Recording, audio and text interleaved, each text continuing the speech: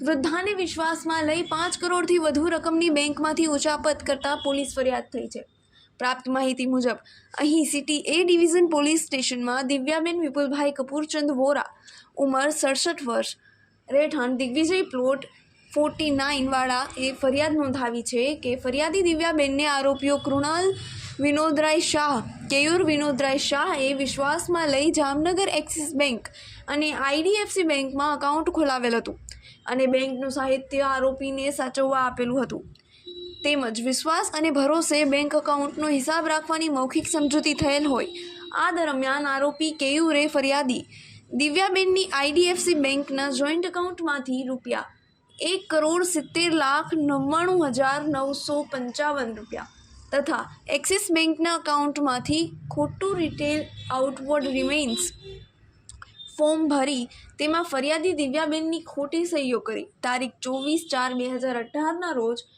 ₹2,06,020 તથા તારીખ 6/6/2018ના રોજ ₹1,99,96,371 કૃણાલ શાહના કેનેડાના એકાઉન્ટ નંબર 68349994માં કુલ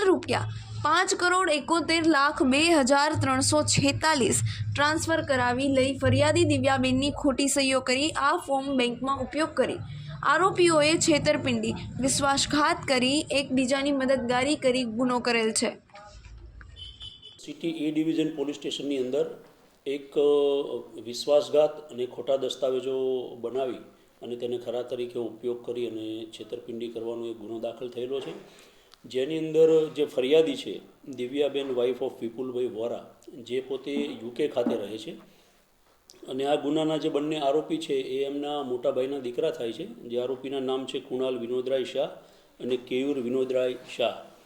આ ગુનાની વિગત એવી છે કે આ જે ફરિયાદી બેન છે પોતે UK ખાતે રહે છે અને અગાઉ એમનું જે બેંક એકાઉન્ટ હતું એ બોમ્બે ખાતે હતું અને જ્યારે એ અહીંયા કોઈ પ્રસંગોપાત સામાજિક કામે અહીંયા ભારત ખાતે આવતા ત્યારે એમને નાણાંની કોઈ જરૂરિયાત હોય તો મુંબઈ ખાતે જવું પડતું હતું, જેથી આ બંને જે આરોપી છે એમના ભાઈના દીકરા થાય છે, એમના કહેવાથી એમણે જામનગરની અંદર એક્સિસ બેંક અને IDFC બેંકની અંદર તેમના કહેવાથી અહીંયા એકાઉન્ટ ખોલાવેલા અને આ જે કંઈ બેંકનું સાહિત્ય હોય એ આ ફરિયાદી બેને એમના બંને ભત્રીજાઓને રાખવા માટે આપેલું હતું। આ દરમિયાન ફરિયાદી બેનની જાણ બહાર તેમને એક્સિસ બેંક અને IDFC બેંકના ખાતાઓમાંથી ટુકડે ટુકડે અલગ પૈસા ઉપાડી અને કુલ્લે 5,71,00,000 જેટલા રૂપિયા ટ્રાન્સફર કરાવી લીધેલા અને જે આ કૃણાલ છે એ કેનેડા ખાતે રહે છે,